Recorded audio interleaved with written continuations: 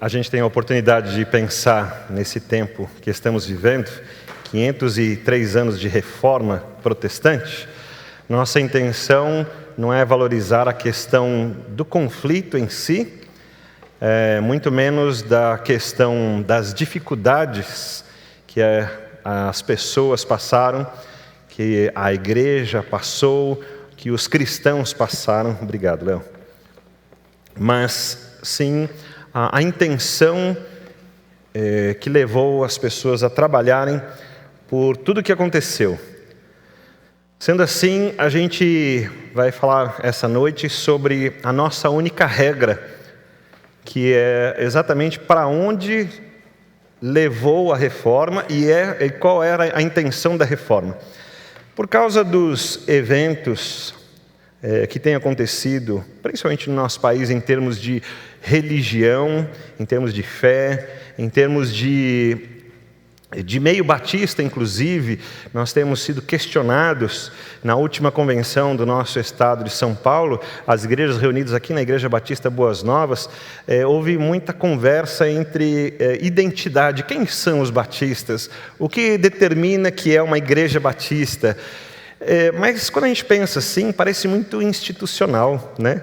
Parece muito de uma empresa, de visão, missão, de um trabalho de marketing no sentido de quais são as próximas metas. Na verdade, quando pensamos em uma reforma, nós não estamos pensando em uma instituição, nem nos seus projetos, mas estamos pensando naquilo que a palavra de Deus nos identifica como igreja, que somos nós, pessoas que amam a Cristo, que tem Cristo como Senhor das suas vidas, e que é essa igreja que Deus dirige. As igrejas institucionais são dirigidas pelos seus líderes, com suas propostas, com suas orientações, mas nós temos esse ideal e essa fé verdadeira, de que há um dono da igreja espiritual, da igreja que vamos estudar domingo que vem na nossa escola bíblica, a igreja global, né, que envolve pessoas de todo mundo, de todos os tempos. Esse aí nós sabemos que tem um dono único, e aquele que tentar concorrer com esse vai se dar muito mal. Nós cremos assim. Você crê assim também? Né? Que esse dono, ele é ciumento, ele não permite que ninguém brinque com as suas ovelhas. Ele é conhecido como o bom pastor que ama as suas ovelhas e que dá a sua vida pelas suas ovelhas. Não é assim? Sendo assim, em função de todos esses fatos e esse privilégio que temos de falar sobre a Reforma Protestante, os seus 503 anos, nós tivemos hoje na nossa escola bíblica uma aula bem especial sobre isso, e cada classe com os seus próprios professores tratando desse assunto, mas eu fiquei muito, muito feliz por tratarmos não só da questão histórica, mas da questão de aplicação. O que isso é importante para a nossa vida?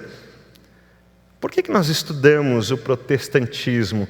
Uma vez que nós, batistas, não nos consideramos protestantes, não havia um líder batista dentro da igreja católica protestando para que mudasse a igreja. Não havia um líder da igreja batista que saiu da igreja católica e disse, vou fundar uma outra igreja, né? Isso não aconteceu. E por isso nós não nos consideramos protestantes. Mas sim, somos evangélicos. Não somos pentecostais, não somos de linha pentecostal, não somos neopentecostais, mas nos consideramos até tradicionais. Mas o importante não é o que a igreja batista é, mas para onde ela olha, qual é a fonte da sua fé. E aqui que começam as distinções. Eu quero, de uma forma, tratar com você uma maneira da gente pensar, e eu não vou conseguir controlar por aqui, então vou pedir para mudar em cima. Eu vou pedindo para mudar, isso, vai mudando. Vamos falar sobre a nova aliança, vamos começar a história do começo. Do começo dessa parte nova da história, do começo desse momento novo da história, que tem a ver com a nova aliança de Cristo Jesus. Você já parou para pensar na nova aliança? Obrigado, Léo. O Léo está me ajudando bastante hoje. Obrigado. A gente brinca que ele é seminarista, então tem que cuidar bem do pastor dele, né? Para que... Falei para ele que se não cuidar direitinho, não vou ajudar ele no processo de ordenação, né? Mas é brincadeira, ele sabe disso. Obrigado, Léo. Quando a gente pensa na nova aliança, é um momento muito importante que a gente celebra aqui mensalmente. Não celebramos mensalmente aqui? Ainda com a pandemia, nós tivemos alguns atrasos, mas celebramos. Mesmo com a pandemia, celebramos a ceia do Senhor, a nova aliança que Ele estabeleceu. Agora, vamos pensar o seguinte: o que é que identifica, então, que uma igreja ou doutrina está longe de Deus? Tem a ver com essa nova aliança. E é isso que eu quero trazer para você. Quero ir pensando com você, para que você entenda. Quando olhamos para o texto de Romanos 1,17 e o texto de Efésios 2,8, lembramos que esses dois textos foram fundamentais para o movimento da reforma. No caso específico de Lutero, quando ele lê no texto bíblico que a justiça de Deus é pela fé, aquilo trouxe para ele uma libertação. Sendo ele um monge que se dedicava demais ao seu trabalho, à sua vida íntegra, que tratava de todas as maneiras para ser um homem correto, e ainda assim se sentia culpado por seus pecados. E é interessante que a culpa pelos pecados, ele não sentia pelo que ele fazia, porque praticamente ele não cometia pecados. Ele sentia a culpa dos pecados porque ele via a grandeza de Deus e a santidade de Deus. E ao olhar para a grandeza e a santidade de Deus, ele vê o quanto ele está longe e o quanto o seu pecado tornou impossível que ele chegasse até Deus. Tudo isso mostra essa relação de pecado, que é exatamente a forma como a palavra de Deus apresenta. Então, Lutero, tendo essa definição a partir de um momento bem especial, que é a leitura das Escrituras. Essa parte foi muito importante. Quando ele entende que a justiça não era o quanto ele precisava pagar, nem o que ele deveria fazer, mas que a justiça vinha de Deus e era por meio da fé. Isso foi transformador para a vida dele. A gente lê os escritos do próprio Lutero dizendo que aquilo foi realmente essa sensação de liberdade. Então eu não estou mais com esse peso saiu da minha alma. Eu não sei o quanto significa para você a gente cantar assim: cante a minha alma. Parece ser aquela delícia, o que Cristo fez por mim, traz essa alegria, eu posso cantar e eu vou lembrar da minha alma que às vezes está preocupado com as circunstâncias da vida, e eu vou parar um pouco e vou lembrar do que Jesus tem feito por mim, da salvação, da libertação dos pecados, e eu vou lembrar minha alma, canta, porque vale a pena. O que Cristo fez por mim foi demais de precioso, para a gente ficar só lamentando ou preocupado com as coisas do nosso dia a dia. E a gente vai dizer: canta minha alma, canta pela segurança que o Senhor me deu, canta pela esperança que a gente tem no futuro, na eternidade, canta mesmo. Mas eu quero pensar com você ainda que esse movimento de reforma, que tecnicamente, ou pelo menos historicamente, a gente identifica a partir de Lutero, do dia 17 de junho, ali de 1517, não, dia 31 de outubro, né? Desculpa, dia 31 de outubro de 1517, que tinha 17, eu confundi. Dia 31 de outubro de 1517, começa, ali tem um marco, né, na história dessa data. Mas a gente sabe que houve reformadores que vieram antes, reformadores que vieram depois. É uma obra que não veio de uma pessoa, não veio por uma questão política, não veio por uma questão apenas didática ou de teologias diferentes, mas a gente entende que veio pelo Espírito Santo de Deus, que ama a sua igreja, que habita na sua igreja e que não aceita que a igreja esteja longe de Cristo. Você crê assim também? Amém, eu também creio. Isso traz alegria para o meu coração, espero que traga para o seu. Mas eu quero pensar com você num projeto revolucionário. E quando eu penso revolucionário, eu quero pensar que seja aquela ideia de um liquidificador, que você coloca todos os ingredientes ali, todos bonitinhos, você olha, às vezes fica até bonitinho as cores divididas, mas depois você liga o liquidificador, tudo aquilo lá, mistura tudo e aí vira, né, aquele pandemônio ali dentro do liquidificador, mistura tudo, mas depois você tem aquilo muito bom. O projeto revolucionário, eu estou usando emprestado essa palavra porque isso não é bíblico, é apenas para a gente ter uma ideia do que eu estou querendo dizer. Mas esse projeto revolucionário de Deus estava baseado na nova aliança. E quando você vê lá atrás na história, vamos começar lá atrás, desde a criação, a gente vai ver que foi um plano de Deus, que foi traçado, foi estabelecido e foi anunciado. A gente já lê desde Gênesis capítulo 3, que Deus planejou isso. Quando a gente pensa numa revolução na história do mundo, uma revolução na religião monoteísta do judaísmo lá na frente, isso vai vir muito tempo depois, mas vai começar de um projeto que Deus estabeleceu e que Ele tinha traçado. Nada estava perdido, nada aconteceu assim, e agora o que a gente faz, né? Deus traçou esse projeto. Esse projeto, inclusive, esse movimento revolucionário, então, foi prometido desde Gênesis. E isso foi, inclusive, citado pelos profetas, porque vários profetas citaram que haveria um Messias, que haveria e eu estou chamando aqui, com palavras minhas, haveria esse projeto revolucionário. Os profetas indicaram, vários deles comentaram que isso iria acontecer. Não é alguma coisa que alguém se despertou e disse, vamos fazer, não. Mas isso estava criado, estabelecido, havia um projeto. Esse projeto, segundo o autor de Hebreus, as palavras do autor de Hebreus, foi intermediado por Cristo. Ele é o intermediador da nova aliança. Significa que veio através dele. Ninguém poderia estabelecer uma nova aliança, mas Jesus veio e Ele foi o intermediador de uma nova aliança entre os homens e Deus.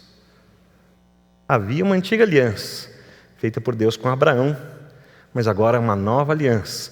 E isso aconteceu ao longo do tempo, até chegar em Cristo Jesus. Depois que chega em Cristo Jesus, então foi intermediada por Cristo, nós vamos viver essa nova aliança através da ressurreição de Cristo e a partir da ressurreição. A partir da ressurreição de Cristo, Ele começa a tornar-se verdade. Então nós tínhamos os tipos. E no estudo das matérias teológicas de tipologia, a gente vê, por exemplo, o cordeiro que era imolado e o seu sangue era escorrido para representar ali o perdão de Deus que viria lá na frente através do cordeiro de Deus e não mais o cordeirinho tão bonitinho, de um aninho, todo branquinho, né? Tudo planejado. E agora então, a fé daqueles que esperavam foi realizada em Cristo. E os que vêm nesse plano novo, nesse novo tempo, podem olhar para aquilo que Cristo realizou. Cristo une o presente, o passado e o futuro. E Ele intermedia, então, essa nova aliança. Essa nova aliança, esse projeto revolucionário foi testemunhado pela Igreja Global de Cristo, que continua testemunhando até hoje. E os pontos de referência, como manuscritos do Mar Morto, mostram para a gente a segurança que a gente tem naquilo que Deus estava fazendo, na realidade científica, e eu chamo de científico, pelo menos ali, os manuscritos do Mar Morto, como uma ciência que prova a realidade daqueles escritos como verdadeiros, para que você continue crendo na sobrenaturalidade de Deus, das suas promessas, da sua presença real e verdadeira, como Cristo encarnado, um Deus presente, Emmanuel. Deus seja louvado por isso. Conclui-se a nova aliança, e você está vendo aqui, conclui-se no dia do juízo. A nova aliança conclui-se no dia do juízo, não como aliança, não como o resultado, mas como esperança. Como esperança, ela termina no dia do juízo. No dia do juízo eu não preciso mais ter esperança. Por quê? Que vai se tornar realidade. Que bênção, irmãos. Tem uma nova aliança, e a aliança significa um compromisso. E Jesus estabeleceu um compromisso de levar-nos para o seu reino. E no dia do juízo, finalmente isso se torna realidade. Você concorda que esse é um plano bíblico que está lá? Que está lá no Antigo Testamento, está lá nos Evangelhos, está lá depois no livro de Atos, depois nos Apóstolos, está lá no Apocalipse. É isso que está lá na Bíblia? Você concorda que isso é bíblico? Você está vendo alguma disparidade com a história bíblica de tudo isso que eu citei? Isso não é uma citação nova, não é nada transformador, não é nada inovador. Isso é só um resumo, se a gente olhar para a nova aliança em toda a Bíblia. O que a gente vê é que tudo que aconteceu em Cristo foi revolucionário. Sim, alguns chamam de revolucionário, mas estava previsto, tanto lá no passado, estava previsto o que aconteceria quando Cristo viesse, o que aconteceria depois com a igreja, o que aconteceria depois na eternidade. Não tem nada novo. E isso para nós é muito importante, para a gente olhar para as Escrituras, para entender o que é nova aliança, para a gente olhar para a vida da igreja hoje. Eu quero lembrar para você uma citação lá de Jeremias, um dos profetas do Antigo Testamento. e que ele vai dizer sobre essa aliança, e para você ver como é a realidade, que a aliança foi colocada pelos profetas há muito tempo atrás, de que seria uma realidade. Então ele diz que ele vai fazer com, Deus dizendo através de Jeremias, que vai fazer com a casa de Israel, depois daqueles dias, diz o Senhor, o que ele vai fazer? Porei a minha lei no seu interior e escreverei no seu coração, eu serei o seu Deus e eles serão o meu povo. Tem uma questão muito importante, está no futuro, porque falta muito para acontecer. Mas tem uma coisa muito importante. A palavra de Jeremias não diz, tirarei a lei deles e eles serão libertos. O que Jeremias disse é que tiraria a lei só dos ouvidos, só da intenção, a lei que estava na pedra, escrita, e as pessoas liam, mas aquilo não se tornava realidade. E Deus falou, vou escrever no coração deles.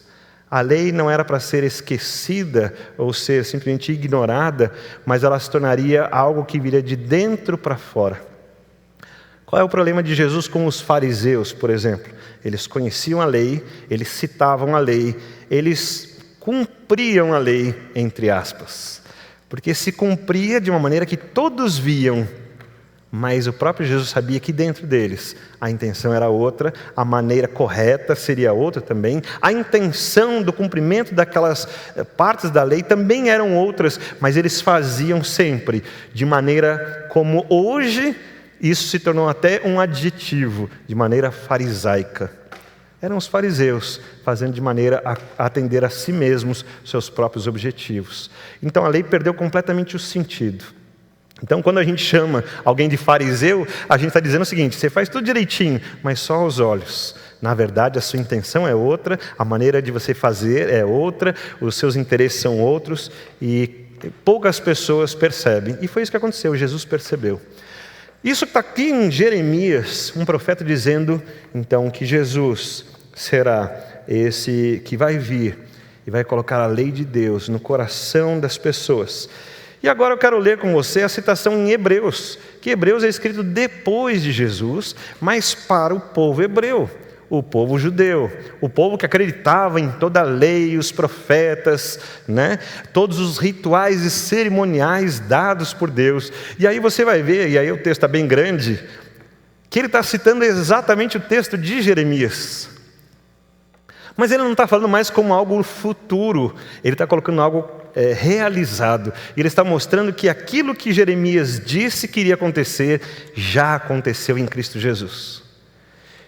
E assim o autor aos Hebreus está citando que aquela aliança com os pais, Deus tomou pelas mãos, tirou da terra do Egito, mas não permaneceram naquela antiga aliança que Deus fez com Abraão. E Deus não se atentou para eles. Mas esta aliança que depois daqueles dias farei com a casa de Israel, diz o Senhor. Porei as minhas leis no seu entendimento e em seu coração as escreverei. Eu lhes serei por Deus, eles serão pelo povo. Eles serão o meu povo. E assim, Hebreus, a carta aos Hebreus mostra o que já aconteceu. Por que tudo isso é importante, irmãos? Porque nós temos um problema muito sério com relação à revelação, a maneira de olharmos para as Escrituras. Alguns têm olhado as Escrituras tentando entender um novo significado, uma nova maneira de olhar, tentando trazer para a cultura a realidade das Escrituras. Nós temos sim, isso é óbvio, não tem nenhuma dificuldade, porque há estudiosos que usam ferramentas chamadas hermenêutica e exegese, que olham o texto no seu contexto, que olham a gramática, que olham a língua, vamos chamar de língua original, como a gente prefere, que olham todo o contexto, que olham as confirmações de canonicidade, se de quem foi que escreveu, se é o verdadeiro autor ou é um pseudoepígrafo. Eles vão olhar todas essas realidades e vão estudar e vão trazer para nós. E eles não precisam trabalhar no sentido de uma fé, da mesma fé que a gente, eles vão trabalhar com dados técnicos e vão trazer para a gente informações que confirmam a nossa fé. Então a gente está tranquilo com relação a isso. Mas o problema é que muitos ainda querem adequar a realidade das Escrituras ao seu tempo ou à sua intenção. O que nós estudamos com o movimento da reforma é que as intenções foram mudando.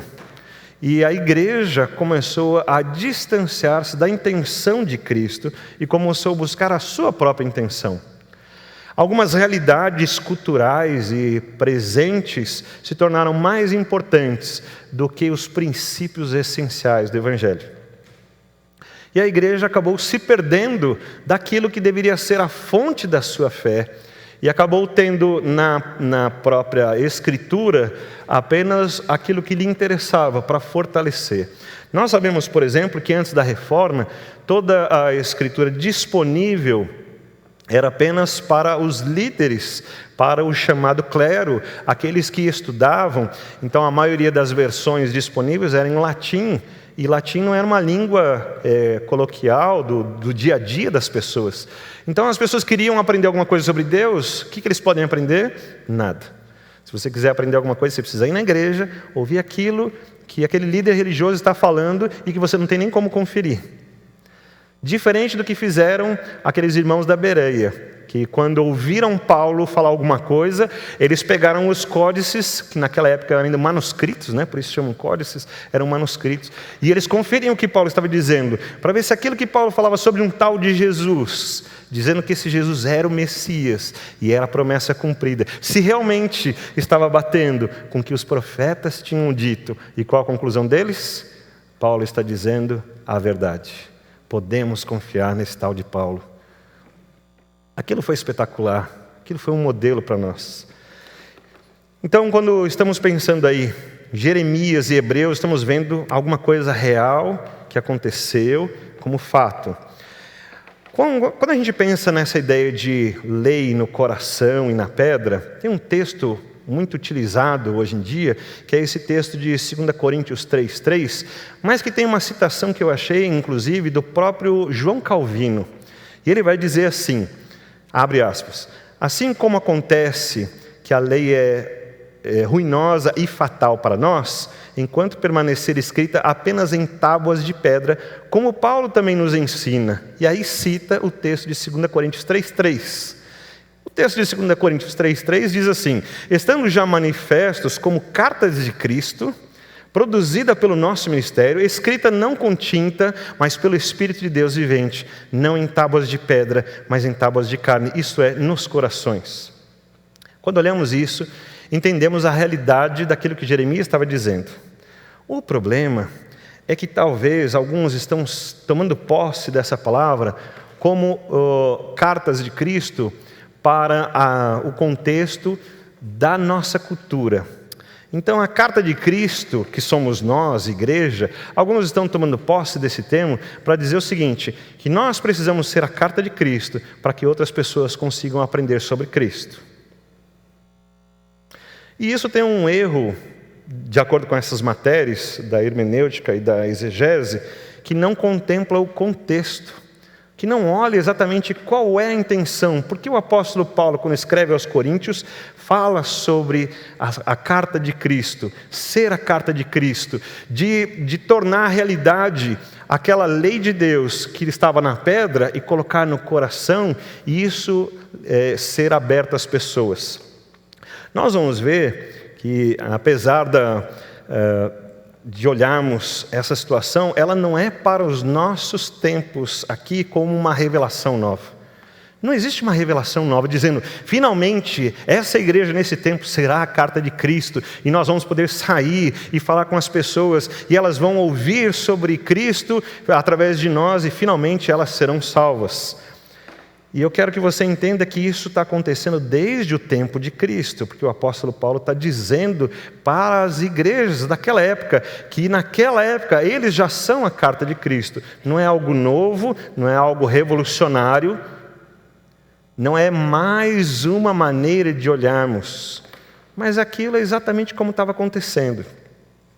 Quando olhamos o texto de 2 Coríntios, no capítulo 3 também, os versículos 10 e 11, o texto vai dizer de uma maneira bem especial, de fato a glória do passado não era nada gloriosa em comparação com a glória magnífica de agora. Em algumas versões está um pouco diferente, mas você vai ver que ele está tratando daquilo que era no passado, que era muito importante, mas que não se comparava com aquilo que estava ali diante deles, naquele momento. Para a igreja de Corinto, que é o que Paulo está escrevendo. Eu queria dizer para você que essa carta de Cristo, ela está sendo verdade desde a igreja de Corinto.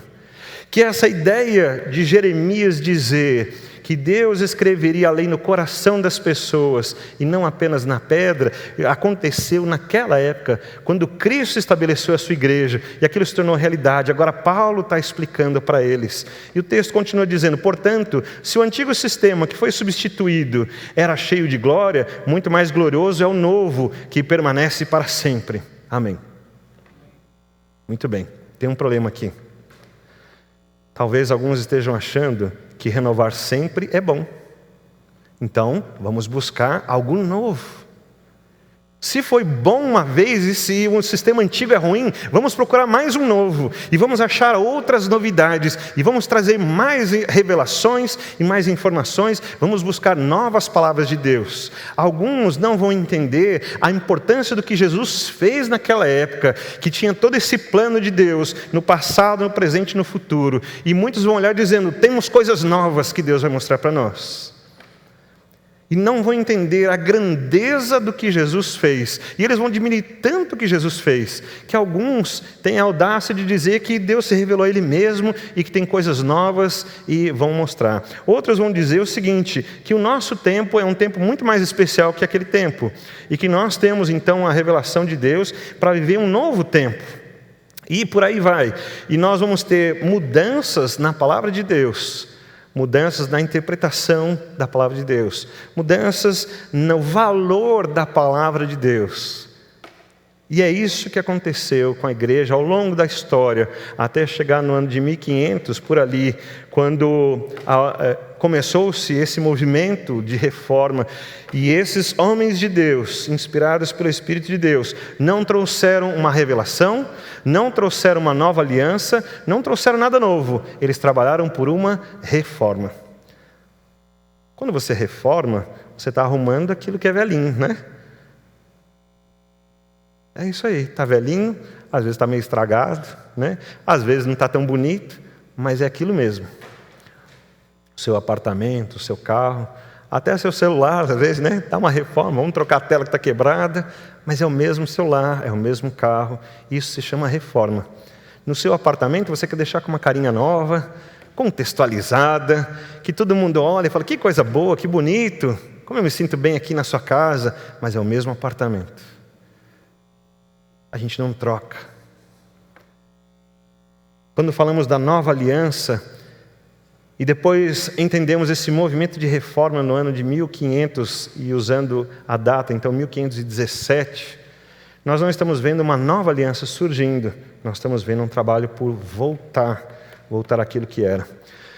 O resultado, vamos pensar no resultado dessa palavra de Coríntios 3:3, que fala das cartas de Cristo. Nós somos então a carta de Cristo ao mundo.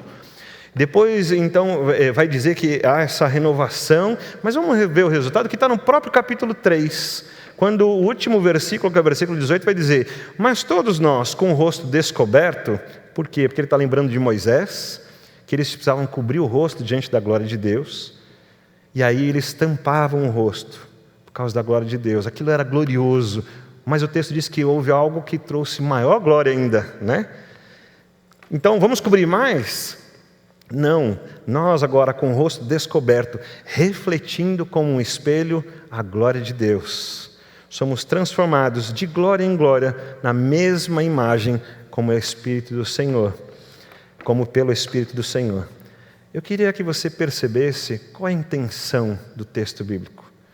Você viu por que nós somos carta de Cristo? Você vai ver em Efésios capítulo 1, 3 versículos falam a mesma coisa. Nós fomos feitos para a glória de Deus, fomos criados para glorificar a Deus. Toda vez o texto aponta para a glória de Deus. Quando você prega a glória de Deus, quando você anuncia a glória de Deus, quando você anuncia um Jesus Salvador como Messias, como prometido, como Rei, como sacerdote, mas também como o próprio Deus que veio e encarnou-se no meio de nós para trazer salvação, eu glorifico a Deus. Mas sabe o resultado disso? Pessoas enxergam o seu pecado, pessoas enxergam quão pequenas elas são diante desse Deus maravilhoso, da sua santidade, da sua grandeza, da sua eternidade. E elas começam a concluir que elas também precisam desse Deus ao lado delas.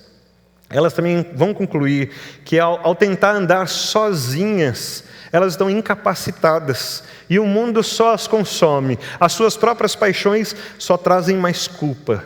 E o inimigo está ali devorando e trazendo derrota e destruição e morte. E por isso ela olha para a grandeza de um Deus que é poderoso, que dirige todas as coisas, de um Salvador Cristo Jesus, que vem aqui mesmo encarnado. Filipenses fala que ele diminuiu-se. Então quando eles olham para Jesus, Jesus está diminuído. E esse Jesus diminuído anda no meio das pessoas e tem poder sobre as doenças, tem poder sobre a natureza, tem poder sobre os espíritos demoníacos e tem poder até sobre a morte.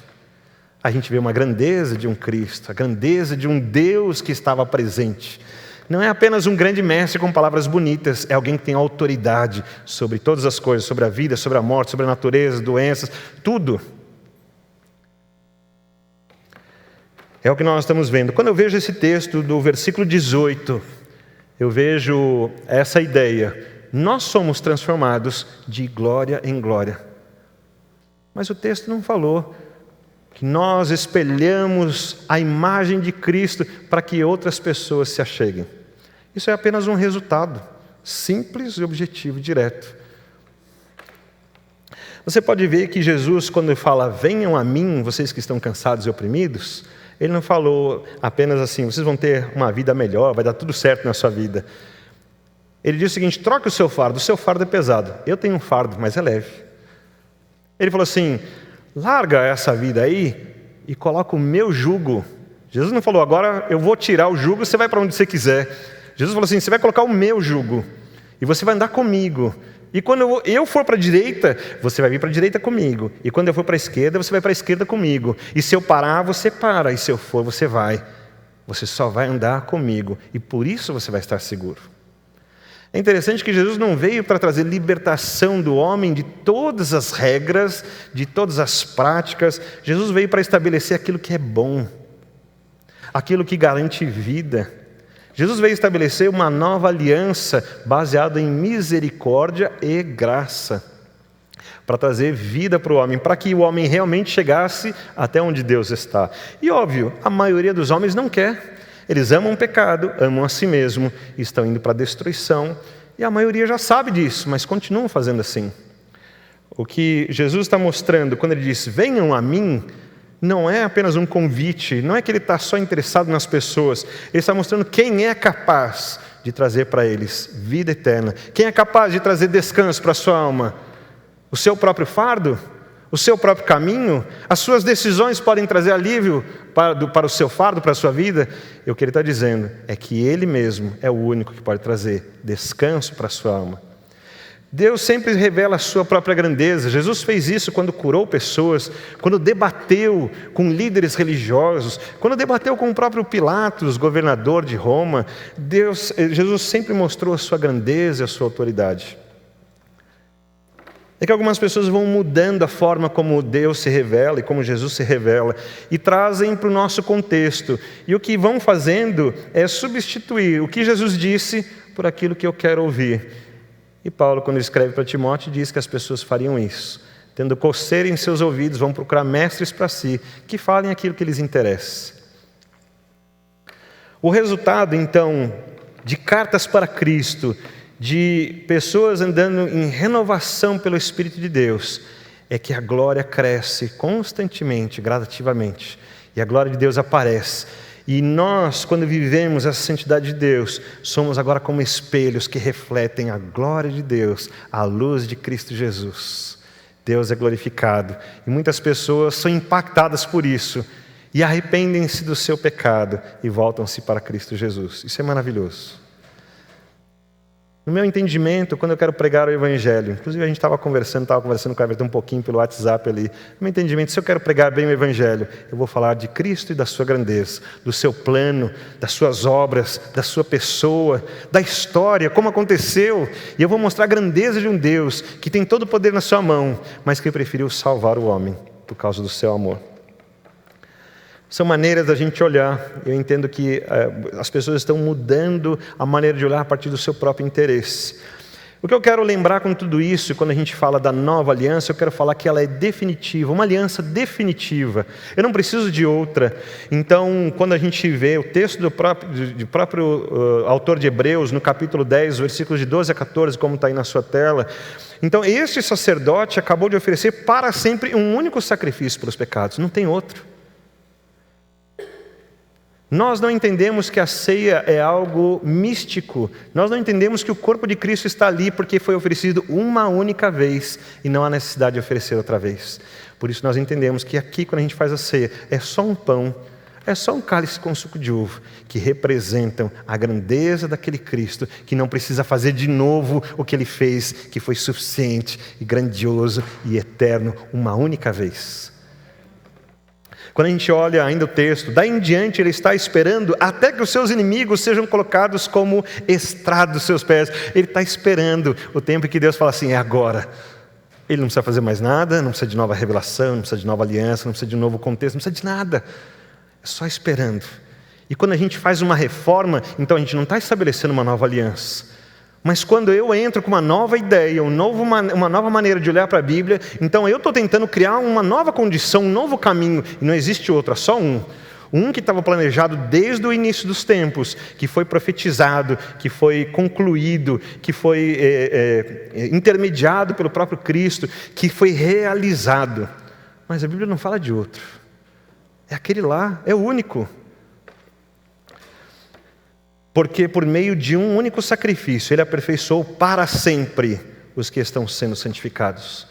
Irmão, você está sendo santificado? Então você também tem sido aperfeiçoado. E o que a gente sempre vai ver é que voltamos à mesma história. O mesmo Cristo, o mesmo sacrifício, as mesmas obras. Podemos olhar que naquela época as situações eram diferentes, o tipo de roupa, o tipo de instrumentos que eles usavam, o tipo de comunicação, como a linguagem chegava para as pessoas, tudo isso mudou. Mudou muito, inclusive, de pouco tempo para cá, e continua mudando, né? Está até difícil da gente acompanhar todas as mudanças.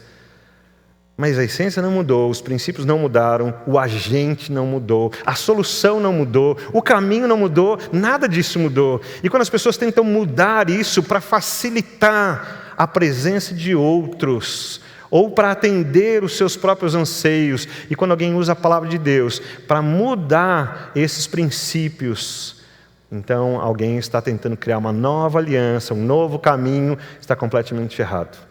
Contextualizar a palavra de Deus para o nosso tempo significa uma melhor maneira da gente mostrar a glória de Deus, os seus feitos, a sua graça e a sua misericórdia.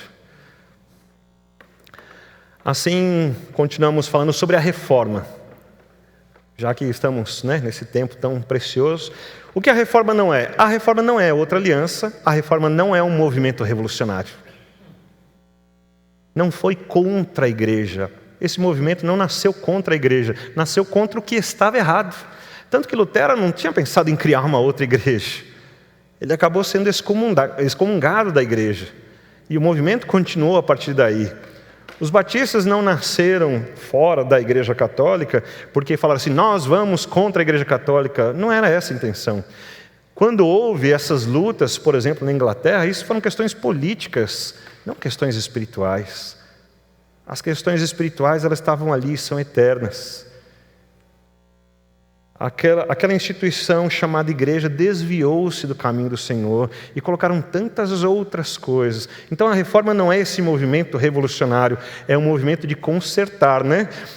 Não é um movimento de busca de adeptos. Muito bem, por que nós queremos reformar isso? Porque queremos essa igreja cheia? Também não foi isso.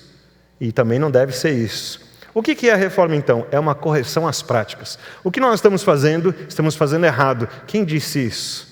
Esse é o ponto principal. Porque para muitos eles faziam o que é certo. Então, é um retorno às práticas corretas.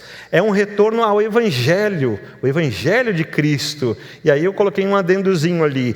É o desaceite das inclusões apócrifas e das exclusões tendenciosas. Significa que algumas coisas foram incluídas, algumas coisas foram excluídas, para atender os propósitos. Nós fazemos isso muitas vezes. A palavra de Deus está na nossa cara. E eu vou ser bem honesto, usar essa linguagem bem coloquial, bem nossa do dia a dia. A palavra de Deus está na nossa cara e nós olhamos, mas não é assim que eu creio.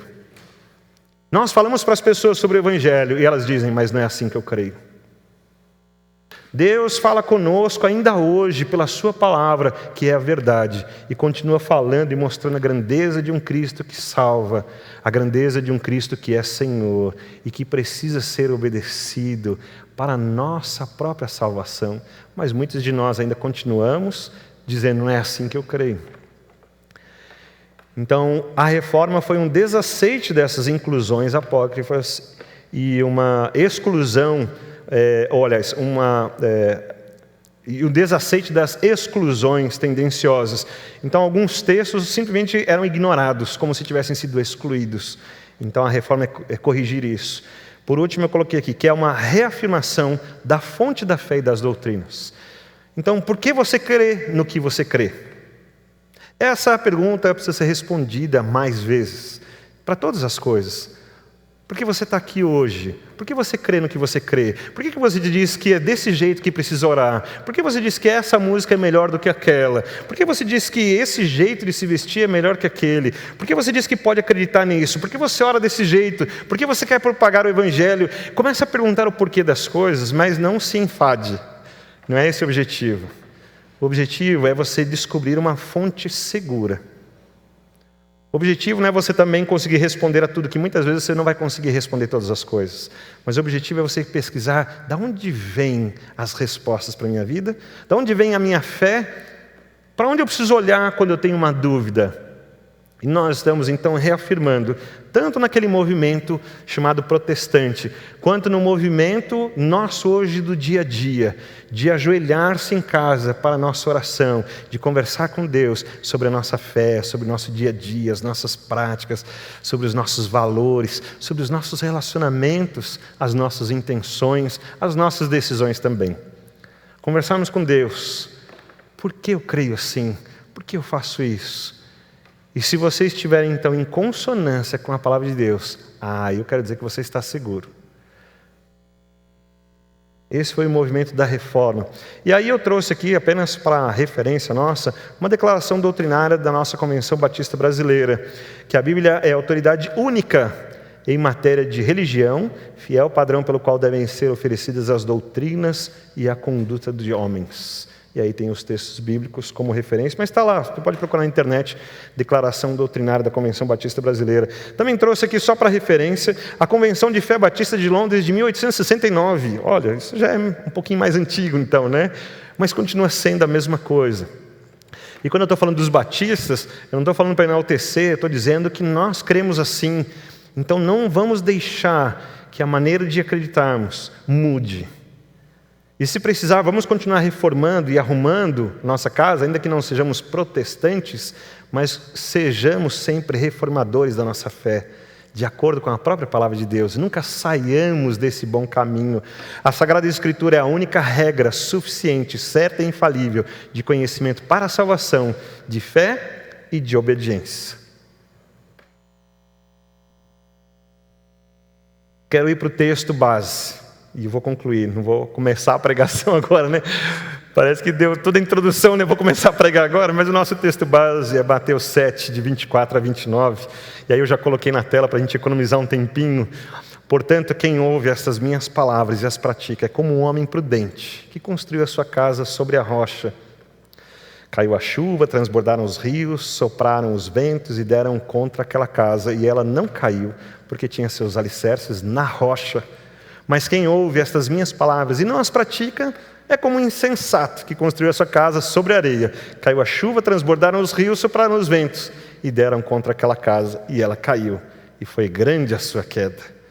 Eu acho tão interessante quando eu lembro da história dos 3 porquinhos. que você fala assim, eu já ouvi uma história parecida em algum lugar, né? Já ouvi uma história parecida em algum lugar. Veja o fundamento eterno dessa história. E como a gente tem fonte maravilhosa nas Escrituras para ensinar coisas boas até para os nossos filhos. Quando você ensina essa história para uma criança, que maravilhoso. Você está falando sobre engenharia, sobre química, sobre física, sobre princípios religiosos, espirituais, momentos e eternidade. Você está falando sobre tanta coisa, né? Dá para ensinar muita coisa para as crianças.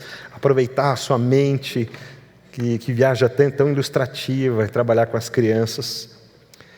E aí o texto continua ainda dizendo, quando Jesus acabou de dizer essas coisas, as multidões estavam maravilhadas com o seu ensino, porque ele as ensinava como quem tem autoridade e não como os mestres da lei. Qual que é a diferença, irmãos? Os mestres da lei tinham conhecimento da matéria, do texto, mas usavam para si. Mas eles eram pequenos e frágeis. Quando a gente lê o texto de Hebreus, o texto vai lembrar da importância de um sacerdote na religião judaica, mas tinha um problema. O sacerdote ia ficando experiente, e um dia ele morria e precisava colocar outro no seu lugar. Mas quando Jesus vem, ele se torna único e suficiente, não precisa de outro. Ele vem para assumir esse lugar definitivo como sumo sacerdote. Agora não precisa de outros. E quando eu vejo esse texto, então eu vejo essa autoridade de Cristo, porque aquilo que ele fala não é apenas uma comparação da sua própria vida, do momento, mas é algo preciosíssimo da grandeza de Cristo Jesus, que não precisa ser substituído e que não passa, que tudo continua existindo conforme a sua grandeza. E quando eu penso nisso, nessa grandeza de Deus, eu penso que eu preciso voltar a essa fonte. E é ali que está a minha segurança. E daqui a pouco eu quero cantar com você, então eu quero chamar a equipe aqui para se preparar, para a gente cantar. Porque eu fico pensando o seguinte, quando Lutero escreveu Castelo forte é o nosso Deus, ele não falou isso porque estava tudo bem na vida dele. Ele falou isso num momento terrível, de muitas perseguições, de lutas, de incertezas, de acusações, de dedos apontados, de ameaças de morte. Não eram apenas assim fake news, como a gente diz, eram ameaças reais. Lá, Martinho Lutero escreve este hino, que é um hino que nos lembra bastante o movimento da Reforma, porque vem de Lutero, não como apenas algo simbólico, mas para lembrar que realmente Cristo é uma segurança, é uma rocha, que quando você constrói a sua vida nessa rocha, ali você está seguro. A ideia de segurança para Martinho Lutero é baseado num texto bíblico que fala, se você construir sobre a areia, você perde tudo, mas se você construir sobre a rocha, aí você está seguro para a eternidade. Então Martinho Lutero escreve isso mostrando a segurança que há em Cristo Jesus. Quem ouve as minhas palavras e as pratica.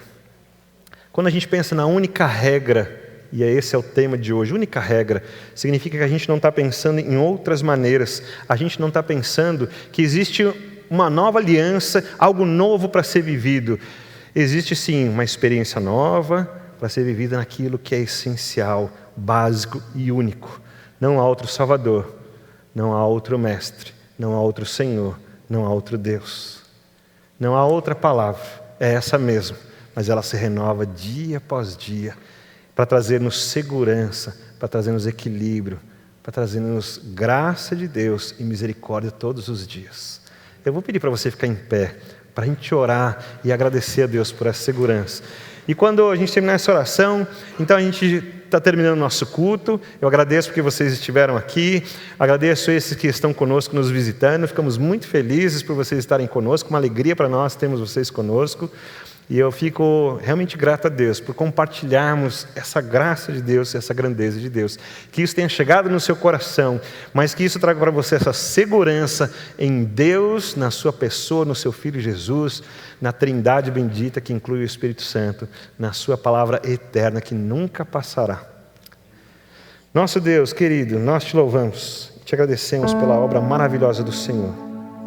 Nós te agradecemos por aquilo que o Senhor é e por aquilo que o Senhor se revelou a nós. A tua revelação para nós é completa, é plena. Nós não precisamos de nada que a acrescente. Nós precisamos sim de um espírito quebrantado para que essa palavra seja viva em nosso coração. Nós não precisamos tirar nada dela, nem acrescentar nada a ela, porque isso vai contra aquilo que o Senhor estabeleceu. E isso seria exatamente substituir a tua palavra. Nós não precisamos disso. Nós precisamos apenas do Senhor. O que nós precisamos é reformar a nossa vida para que ela seja exatamente do jeito que teu Espírito Santo deseja. Onde haja pureza, haja simplicidade, humildade e haja condições de receber um Rei poderoso e grandioso, que é Cristo Jesus. Nós não queremos ouvir que Jesus está batendo na porta do lado de fora. Queremos ouvir do próprio Jesus que Ele reina sobre nós, que a graça dEle está sobre nós, que a eternidade de Jesus foi dada a nós também e que nós somos capazes de refletir a imagem de Cristo. Que as pessoas podem enxergar em nós essa luz de Cristo Jesus, também para se gloriarem em Cristo Jesus. E nós queremos que o nome de Jesus seja exaltado e glorificado e engrandecido. E que também em função disso as pessoas encontrem essa mesma segurança que Lutero escreveu na música, que Cristo apresentou para nós, que nós pregamos hoje e que é a realidade na vida daqueles que ouvem as tuas palavras e as praticam. Nós clamamos ao Senhor pelas nossas vidas. Eu oro pelos meus irmãos, oro por todos esses que participam conosco desse culto, que sejam abençoados e que nesta igreja sempre se pregue a tua palavra para honrar ao Senhor e glorificar a ti. Ora em nome de Jesus e abençoa a todos com a graça de nosso Senhor Jesus Cristo, o amor de Deus, o nosso Pai, a comunhão e a consolação do Espírito Santo do Senhor agora e para sempre. Amém.